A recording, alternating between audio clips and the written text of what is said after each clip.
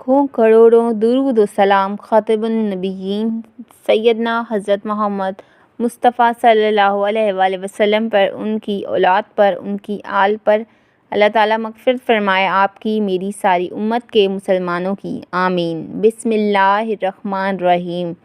प्यारे दोस्तों, अस्सलामु अलैकुम। आज की हम इस वीडियो में तज़किरा करने वाले हैं मस्जिद अक़सा और फ़लस्तीन के बारे में। मस्जिद अक़सा और बैतुल मुक़द्दस के बारे में मज़ीदी तफ़सील से वीडियो जानने के लिए हमारे चैनल को लाइक करें और दोस्त अहबाब के साथ शेयर करें। प्यारे दोस्तों, पहले बात करते हैं फ़लस्तीन के मसाइल की और तज़किरा करते हैं इसराइल और फ़लस्तीन का असल तनाज़ा क्या है। प्यारे दोस्तों, मौजूदा दिनों में फ़लस्तीनियों और इसराइल के बीच पर तशद्दुद किस्म की लड़ाई शुरू है, और याद रहे कि लड़ाई कोई नई नहीं है, बल्कि मशरिक़ वस्ता के इस तवील और खूनी तनाज़े को दहाइयाँ गुज़र चुकी हैं और मुस्तक़बिल करीब में भी इसका कोई मुस्तकिल हल होता दिखाई नहीं दे रहा। इस तनाज़े के तनाज़िर समझने के लिए चंद अहम सवालात और इनके जवाबात को समझना ज़रूरी है। सबसे पहले तो ये समझने की ज़रूरत है कि तनाज़ा शुरू कैसे हुआ। तो याद रहे कि यूरोप में यहूदियों के साथ रवा रखा जाने वाले सलूक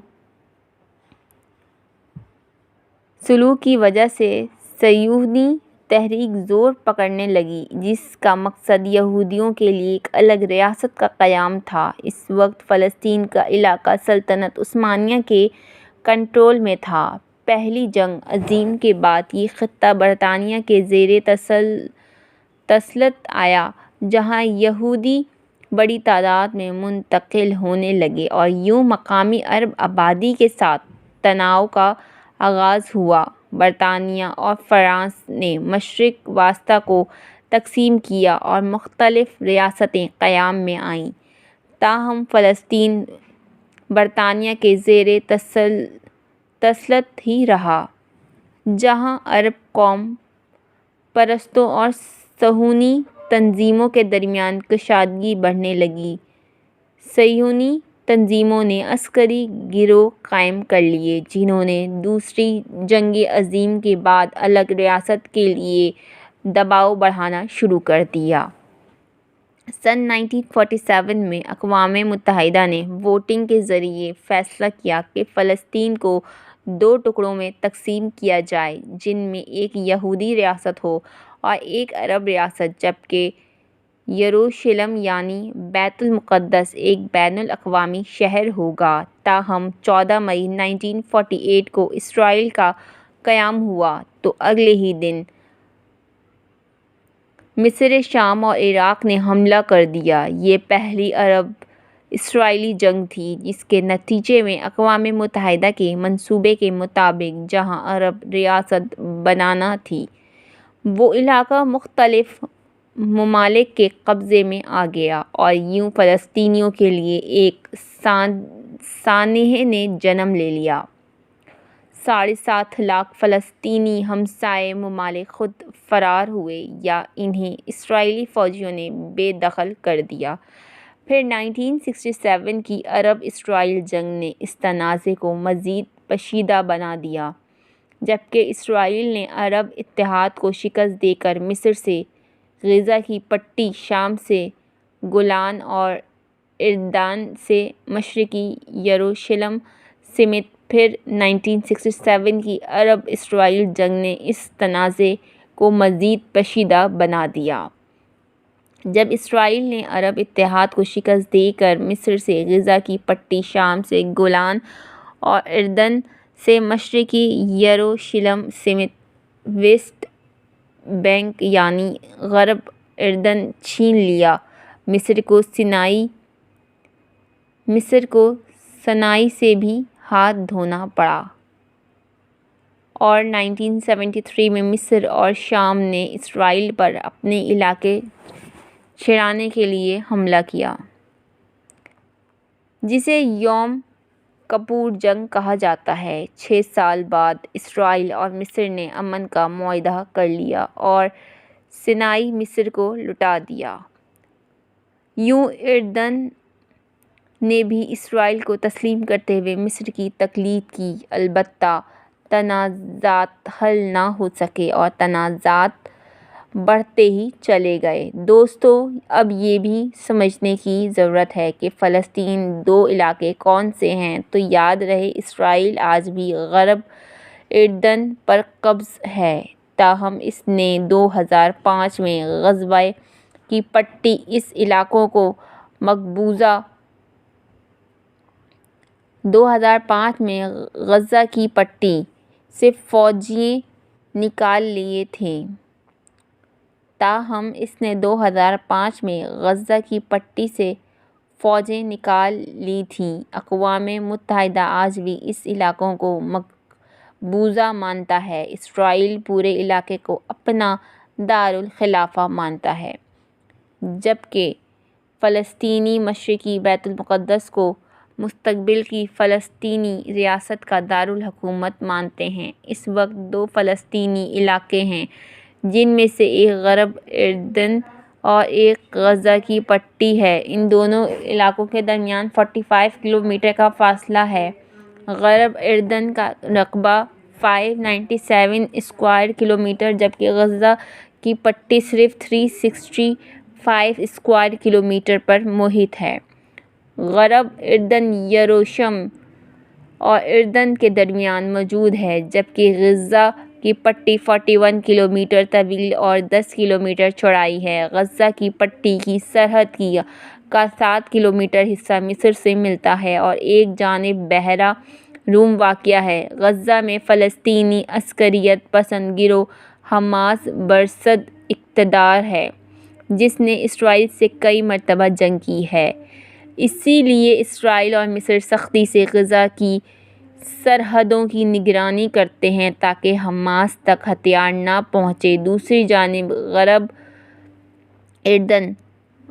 اردن میں بین الاقوامی طور پر مانے جانے والی فلسطینی حکومت ہے۔ اس میں فتح تنظیم کا اہم کردار ہے، تاہم غرب اردن کہلانے والے اس چھوٹے سے علاقے میں 86% فلسطینی ہیں، جبکہ 14% لوگ اسرائیلی آباد کار ہیں۔ تو ایسی بستیوں میں رہتے ہیں جو ایک دوسرے سے عموماً فاصلے پر موجود ہوتی ہیں۔ زیادہ تر اسرائیلی بستیاں 70 سے 80 اور 90 کی دہائی میں تعمیر ہوئی تھیں، مگر گزشتہ 20 برسوں میں ان کی آبادیوں میں دوگنا اضافہ ہوا۔ اسرائیل ان بستیوں کو پانی اور بجلی جیسی سہولت فراہم کرتا ہے۔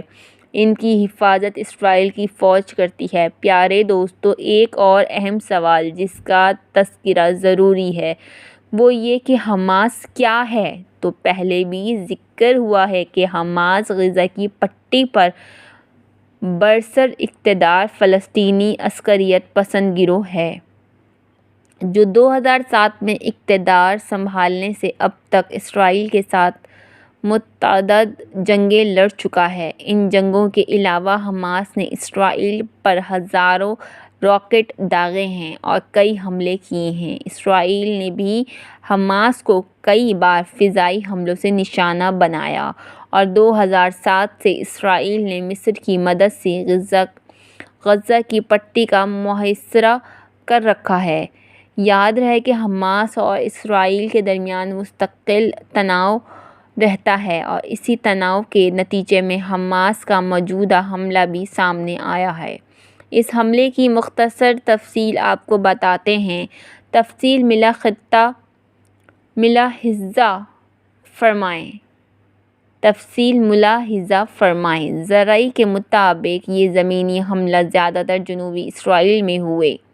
ان کی متعدد افراد سائیکلوں پر، پیدل یا گاڑیوں پر سرحد پر موجود رکاوٹیں عبور کرنے کے بعد اسرائیل میں داخل ہوئے۔ اسرائیلی میڈیا کے مطابق حماس کے جنگجو کے اسرائیل میں داخل ہونے کے بعد ملک کے جنوبی علاقوں میں ان کی اسرائیلی فوجوں سے جھڑپیں ہوئیں۔ ذرائع کے مطابق فلسطینی عسکریت پسندوں نے متعدد فوجیوں چوکیوں پر بھی حملہ کیا۔ یہ بات بھی سامنے آئی ہے کہ حماس کے جنگجوؤں نے متعدد اسرائیلی فوجیوں کو یرغمال بنا لیا۔ حماس کا دعویٰ ہے کہ اس کے پاس 150 فوجی جرنیل قیدی ہیں، جن میں اسرائیلی فوج کے سینئر افسر شامل ہیں۔ ان میں سے اکثر کو ان سرنگوں میں رکھا گیا ہے جنہیں ماضی میں اسرائیل نشانہ بناتا رہا۔ اس کارروائی کے جواب میں اسرائیل نے غزہ کی پٹی پر فوری فضائی حملے شروع کیے، جہاں مقامی حکام کے مطابق اب تک سینکڑوں افراد ہلاک ہو چکے ہیں۔ فوجی حکام کا کہنا ہے کہ ان حملوں میں حماس کے 70 عسکری کمانڈرز کو نشانہ بنایا گیا۔ ذرائع کے مطابق اسرائیلی طیاروں نے غزہ شہر کے مرکز میں موقع پر 11 منزلہ عمارت کو بھی بمباری کرکے تباہ کر دیا ہے۔ اس عمارت میں حماس کے ریڈی اسٹیشن قائم تھے۔ حماس کا کہنا تھا کہ اس حملے کے بعد اس نے اسرائیلی علاقے پر مزید 150 راکٹ داغے ہیں۔ پیارے دوستو، حماس کی موجودہ حملوں نے پوری دنیا کو حیران کر دیا اور پوری دنیا حیران ہے۔ لیکن دوستو، اصل حیرانگی کی بات تو یہ ہے کہ مغربی دنیا، جس کو آج تک اسرائیل کے مظالم نظر نہیں آ رہے تھے، اور یہ لوگ اسرائیل کے مظالم پر پردہ ڈال رہے تھے، آج یہ لوگ چیخ رہے ہیں اور ظالم کو مظلوم بنا کر پیش کر رہے ہیں۔ آج یہ لوگ غزہ کے حملے آوروں کو دہشت گرد بتا رہے ہیں، لیکن کوئی ان سے سوال کرنے والا نہیں کہ اگر یہ دہشت گردی اور ظلم ہے جو کچھ کئی دہائیوں سے اسرائیل کرتا آ رہا ہے، وہ سب کیا تھا؟ اسرائیل نے شام کو تباہ کیا، اسرائیل نے لیبیا کو تباہ کیا، اس نے عراق میں تباہی مچائی، وہ سب کیا تھا؟ وہ ظلم نہیں تھا کیا؟ لیکن دوستو، یاد رہے کہ یہ کھلی منافقت ہے جو کسی سے پوشیدہ نہیں ہے، لیکن اس منافقت کے خلاف کوئی آواز اٹھانے والا نہیں ہے۔ پیارے دوستو، غزہ اور اسرائیل کی موجودہ صورتحال کے بارے میں آپ کیا کہیں گے؟ آپ نے کمنٹ سیکشن میں اپنی رائے سے ہمیں ضرور آگاہ کرنا ہے۔ دوستو، یاد رہے کہ ماضی میں بھی اسرائیل یہودیوں کی جارحانہ کارروائیوں اور جنگوں میں ہزاروں لاکھوں فلسطینی مسلمان شہید بے گھر ہو چکے ہیں، زخمی اور بے گھر ہو چکے ہیں، اور لاکھوں افراد مقبوضہ فلسطین کے اندر یا اس کے پاس کے ملکوں میں کیمپوں کے اندر قابل رحم حالت میں زندگی بسر کر رہے ہیں، اور اقوام متحدہ اور اس کے کرتا دھرتا امریکہ اور یورپ کے ممالک یہودیوں کے سرپرست اور پشت پناہ بنے ہوئے ہیں۔ پیارے دوستو، افسوس کا مقام ہے کہ بعض مسلم ممالک اپنی ذاتی مفاد اور چند روز شان و شوکت اور عارضی کرسی کی بقا کی خاطر یا تو ان دشمن اسلام کی حمایت کر رہے ہیں یا خاموش تماشائی بنے ہوئے ہیں، لیکن یہ یہود اس کی حواری یاد رکھیں کہ شام جو زمانہ قدیم میں لبنان، فلسطین، اردن اور شام کی سرزمین پر مشتمل تھا، جہاں آج یہود قابض ہیں، احادیث کے مطابق قرب قیامت میں وہاں اسلام کا غلبہ ہوگا اور اہل ایمان فتنوں کے اس کے دور میں زیادہ تر شام کے علاقوں میں ہی ہوں گے۔ فتنوں کے زمانے میں اہل اسلام کی مختلف علاقوں میں مختلف جماعتیں اور لشکر ہوں گے۔ اس دور میں آپ صلی اللہ علیہ وآلہ وسلم نے شام اور اہل شام کے لشکر کو اختیار کرنے کی ترغیب دلائی، کیونکہ اس دور میں ان کی حفاظت کی ذمہ داری اللہ تعالیٰ نے لے لی ہوگی۔ یہ حضرت مہدی اور حضرت عیسیٰ علیہ السلام کا لشکر ہوگا اور آخری وقت زمانہ قرب قیامت میں خلافت اسلامیہ کا مرکز ہو۔ محور ارض مقدسہ ہوگی، قیامت سے قبل مدینہ منورہ ویران ہو جائے گا اور بیت المقدس آباد ہوگا، تو یہ زمانہ بڑی لڑائیوں اور فتنوں کا ہوگا۔ اس کے بعد دجال کا خروج ہوگا۔ دجال شام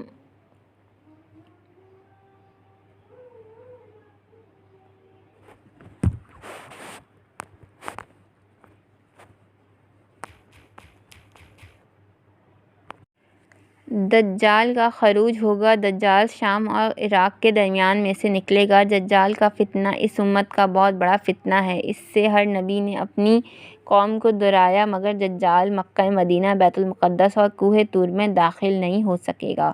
پیارے دوستو، روایت کے مطابق سیدنا عیسیٰ علیہ السلام کا نزول بھی انہی علاقوں دمشق کے مشرق میں سفید مینار کے پاس ہوگا، اور وہ دجال کو باب اللحد کے پاس قتل کریں گے۔ باب اللحد فلسطین کے علاقے میں بیت المقدس کے قریب ہے۔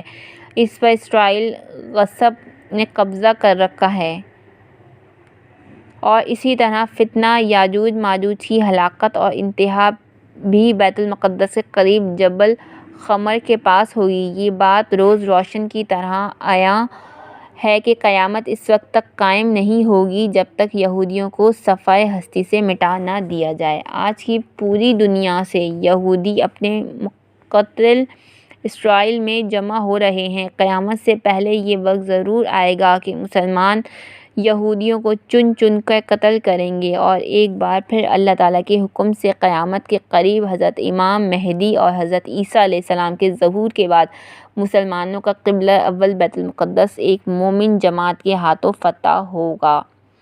دوستو، بیت المقدس اور فلسطین کے موجودہ حالات سے یہ بات واضح ہے کہ وہ وقت اب قریب ہے، لہٰذا مسلمانوں کو چاہیے کہ وہ قبلہ اول کی حفاظت کے لیے ہم وقت تیار رہیں اور اپنی نسلوں کو اس کی تاریخ سے واقف کرتے ہوئے اس کی بازیابی کے لیے تیار کریں۔ پیارے دوستو، فلسطینیوں اور اسرائیل کے درمیان مرکزی تنازعات میں یہ بھی شامل ہے کہ ایک آزاد فلسطینی ریاست کے مقام میں تاخیر کی جا رہی ہے۔ اس کے علاوہ اسرائیل کی جانب سے غرب اردن میں یہودی بستیوں کی تعمیر اور ان کے ارد گرد سیکیورٹی رکاوٹوں کی تعمیر نے امن کے حصول کو مشکل بنا دیا ہے۔ اس کے علاوہ بھی کئی اختلافات موجود ہیں۔ ناظرین گرامی، ویڈیو یہیں تک تھی۔ اپنا خیال رکھیے گا۔ انشاءاللہ اگلی ویڈیو میں ملاقات کریں گے۔ اگر ویڈیو اچھی لگی تو میرے چینل کو لائک کریں، سبسکرائب کریں، دوست احباب کے ساتھ شیئر کریں۔